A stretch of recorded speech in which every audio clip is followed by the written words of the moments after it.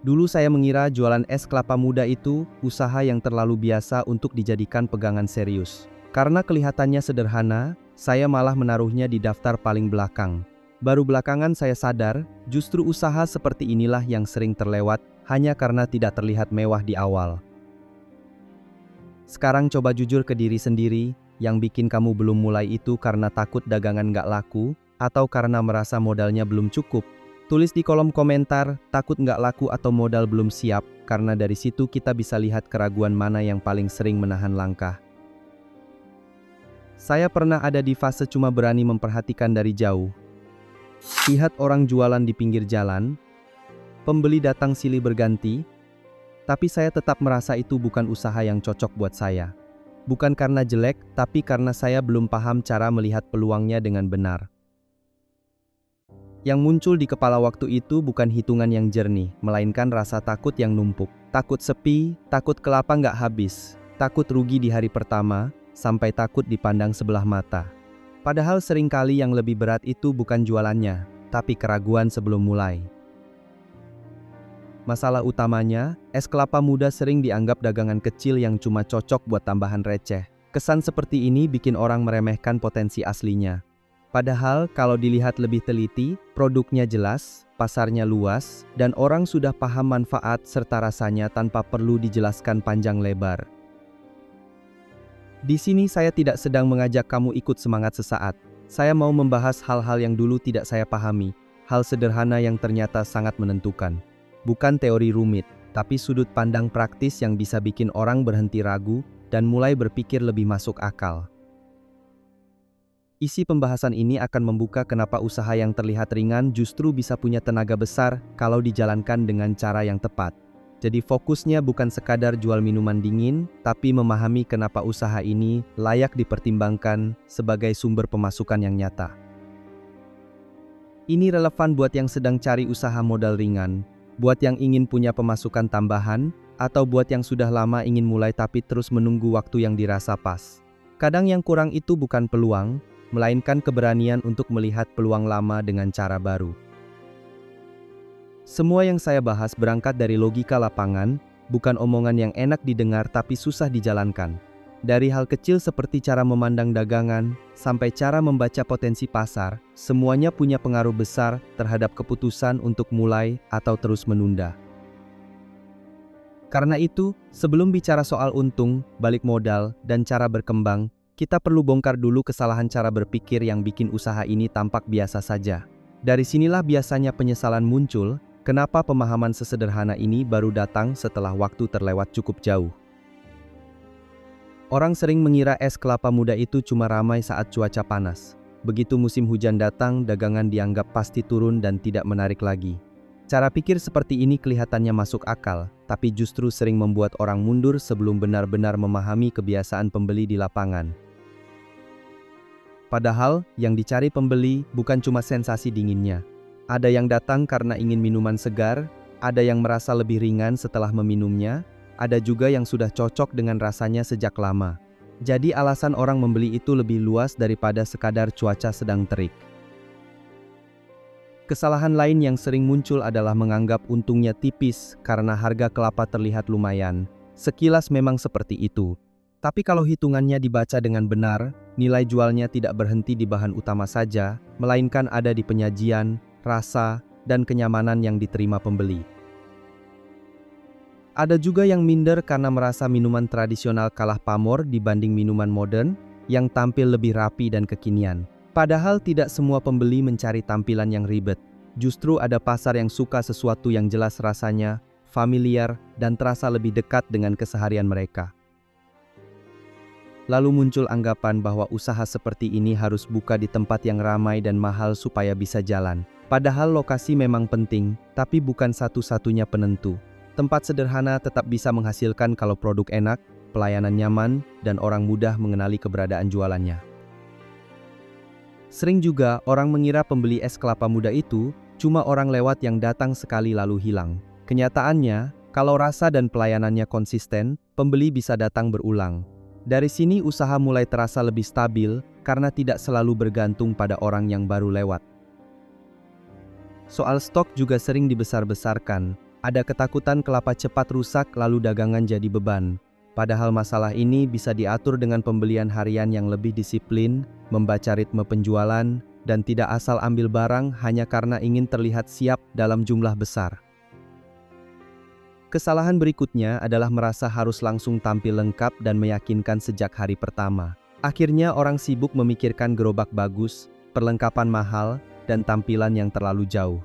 Padahal yang lebih penting di awal adalah jualan dulu, lalu benahi sedikit demi sedikit dari hasil yang sudah berputar. Kalau dipikir-pikir, yang membuat usaha ini terlihat berat bukan karena model bisnisnya rumit, tapi karena terlalu banyak asumsi yang belum diuji. Saat asumsi itu dibongkar satu persatu, kelihatan bahwa hambatannya tidak sebesar yang dibayangkan sejak awal. Setelah salah paham ini mulai lurus, barulah kita bisa melihat usaha es kelapa muda dengan kepala yang lebih tenang. Dari sini, pembahasannya masuk ke hal yang paling membuka mata, yaitu hitungan sederhana yang sering diabaikan. Padahal justru itu yang menentukan berani mulai atau terus menunda.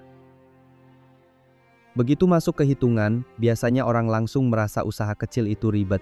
Padahal justru di sini semuanya jadi lebih terang.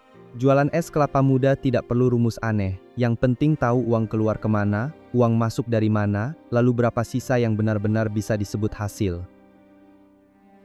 Kesalahan paling umum adalah mengira harga jual cukup ditentukan dari harga kelapa, seolah kalau kelapanya sekian, tinggal tambah sedikit lalu selesai. Padahal pembeli tidak hanya membayar isi buahnya, tapi juga es, gula, cup, sedotan, tenaga, waktu, dan kenyamanan saat membeli. Karena itu, cara melihat modal harian harus lebih jujur. Bukan cuma menghitung belanja kelapa, tapi semua kebutuhan yang ikut bergerak setiap hari. Dari situ baru kelihatan berapa gelas minimal yang harus terjual supaya usaha tidak sekadar ramai, tapi benar-benar menutup biaya dengan aman. Menentukan harga juga tidak bisa asal ikut warung sebelah. Kalau terlalu murah, dagangan memang bisa cepat jalan, tapi tenaga habis, dan hasilnya tipis. Kalau terlalu tinggi tanpa alasan yang jelas, pembeli mikir dua kali, jadi harga harus terasa masuk akal, baik buat penjual maupun pembeli. Lalu ada jebakan yang sering tidak terasa, uang hasil jualan bercampur dengan uang pribadi. Hari itu terasa laku, tapi malamnya bingung kemana sisanya. Inilah kenapa usaha kecil sering kelihatan hidup, tapi pemiliknya merasa tidak pernah pegang hasil yang benar-benar jelas. Kalau uang dagang dipisah sejak awal, gambaran usahanya langsung lebih rapi. Kita jadi tahu mana yang harus diputar lagi, mana yang bisa dipakai, dan mana yang sebenarnya belum boleh disentuh. Disiplin sederhana seperti ini sering jadi pembeda antara usaha yang tahan lama dan yang cepat lelah. Penting juga tahu titik aman harian. Misalnya, berapa gelas yang harus laku supaya biaya tertutup, lalu setelah itu barulah sisanya dihitung sebagai untung. Dengan cara pandang seperti ini, penjual tidak gampang panik saat belum ramai, karena sudah punya patokan yang jelas. Saat hari sepi datang, solusi paling aman bukan langsung banting harga. Yang lebih penting adalah membaca penyebabnya, apakah jam jualannya kurang pas, lokasi kurang terlihat, atau penyajiannya kurang menarik. Jadi keputusan yang diambil tetap logis, bukan sekadar reaksi sesaat. Dari hitungan sederhana ini juga kelihatan kapan modal awal bisa kembali. Gerobak, termos, pisau, meja kecil, semua bisa dihitung pelan-pelan. Begitu angka itu terlihat nyata, rasa takut biasanya turun, karena usaha ini tidak lagi terasa samar, tapi sudah punya bentuk yang bisa diukur. Setelah urusan angka mulai jelas, pelajaran berikutnya justru datang dari hal yang sering dianggap sepele. Bukan soal modal besar, tapi soal detail kecil dalam penyajian yang diam-diam, menentukan apakah pembeli cuma mampir sekali atau malah datang lagi. Setelah hitungan mulai rapi, tantangan berikutnya bukan lagi soal berani jualan, tapi soal bikin pembeli mau kembali. Di titik ini, yang bekerja bukan cuma rasa segar, melainkan kesan yang tertinggal setelah mereka selesai minum. Usaha sederhana sering naik kelas, justru dari detail yang kelihatannya kecil. Hal pertama yang wajib dijaga adalah konsistensi rasa. Pembeli bisa menerima gerobak yang sederhana, tapi sulit menerima rasa yang berubah-ubah. Hari ini enak, besok terlalu manis, lusa malah hambar. Kalau ini terjadi, orang jadi ragu untuk datang lagi meski lokasinya dekat dan harganya masih masuk akal. Karena itu, memilih kelapa tidak boleh asal ambil. Kelapa yang terlalu muda kadang kurang terasa, yang terlalu tua bikin sensasinya beda.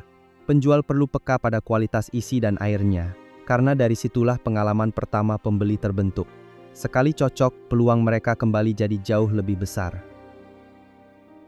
Lalu ada soal kebersihan, yang sering dianggap sepele padahal sangat menentukan. Gerobak yang rapi, alat yang bersih, es yang terlihat segar, semua itu memberi rasa aman. Pembeli mungkin tidak selalu mengucapkannya, tapi mereka bisa langsung merasakan mana jualan yang dirawat dan mana yang asal jalan. Menariknya, usaha ini juga bisa dibuat lebih hidup lewat variasi sederhana. Tidak perlu terlalu jauh. Cukup tambahan seperti jeruk nipis, susu, gula aren, atau selasih. Tujuannya bukan mengubah inti dagangan, tapi memberi pilihan supaya pembeli punya alasan mencoba lagi, tanpa merasa membeli hal yang sama terus.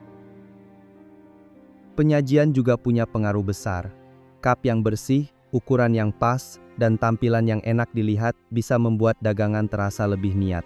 Orang memang datang untuk minum, tapi kesan visual tetap ikut bekerja. Kadang pembeli memutuskan beli bukan karena lapar atau haus berat, tapi karena tampilannya meyakinkan. Selain produk, cara menyambut pembeli juga tidak kalah penting. Sapaan yang ramah, nada bicara yang enak, dan sikap yang tidak kaku bisa membuat orang nyaman.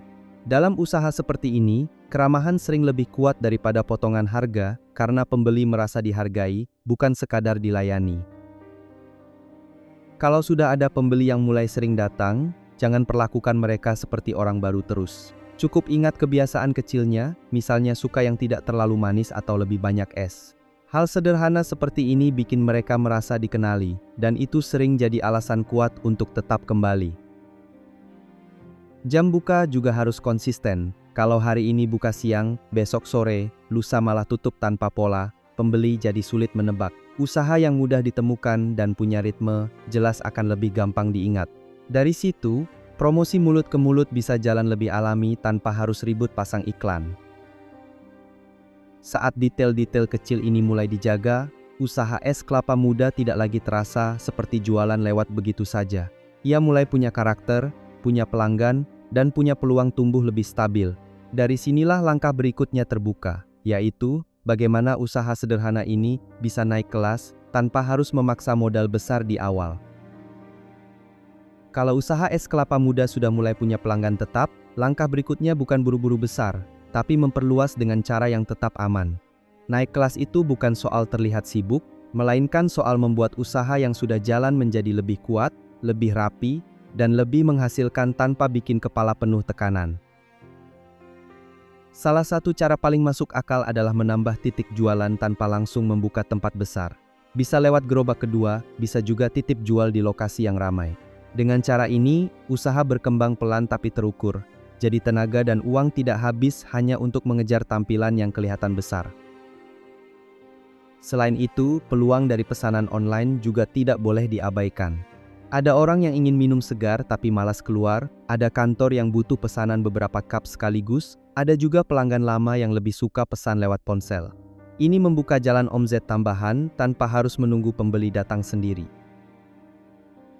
Usaha ini juga bisa naik kelas lewat paket khusus untuk acara kecil, misalnya arisan, rapat, syukuran, atau kumpul keluarga. Dari sini, penjualan tidak hanya bergantung pada pembelian satuan. Sekali masuk ke kebutuhan acara, nilai transaksinya bisa lebih besar dan perputaran uang terasa lebih cepat. Supaya makin mudah diingat, usaha perlu punya ciri khas yang sederhana tapi jelas. Bisa dari nama yang unik, rasa yang konsisten, atau tampilan cup yang khas. Tujuannya bukan biar terlihat mewah, tapi supaya orang gampang ingat dan mudah merekomendasikan ke teman atau keluarga mereka. Di tahap ini, pencatatan penjualan harian jadi makin penting. Dari catatan sederhana, kita bisa tahu jam paling ramai, varian yang paling sering dibeli, dan hari mana yang biasanya melambat. Keputusan usaha jadi tidak lagi berdasarkan perasaan, tapi berdasarkan pola yang benar-benar terlihat. Pengaturan stok juga harus makin rapi. Jangan sampai saat ramai justru kehabisan bahan, lalu pembeli kecewa. Sebaliknya, jangan juga terlalu berlebihan sampai barang tersisa terlalu lama. Keseimbangan ini penting supaya usaha tetap efisien dan uang yang diputar tidak tertahan di stok yang tidak bergerak. Kalau penjualan mulai padat, melibatkan satu orang bantuan bisa jadi langkah yang sehat. Tidak harus langsung membentuk tim besar. Cukup satu orang yang bisa membantu saat jam sibuk, supaya pelayanan tetap cepat dan kualitas tetap terjaga. Dari sini, usaha mulai punya sistem, bukan hanya bergantung pada tenaga sendiri. Yang paling penting, jangan terjebak ingin cepat terlihat besar. Usaha yang tumbuh pelan tapi stabil biasanya lebih tahan lama. Fokusnya bukan pamer perkembangan, tapi memastikan setiap langkah benar-benar kuat. Dengan pola seperti ini, usaha bisa naik kelas tanpa kehilangan arah dan tanpa membuat pemiliknya cepat kehabisan tenaga. Jadi inti dari semua pembahasan ini sederhana, kadang yang membuat kita lama menunda bukan karena usahanya sulit, tapi karena belum paham cara melihatnya dengan benar. Begitu logikanya terbuka, es kelapa muda bukan lagi dagangan yang diremehkan, tapi peluang nyata yang bisa dimulai dari kecil, lalu dibesarkan dengan tenang.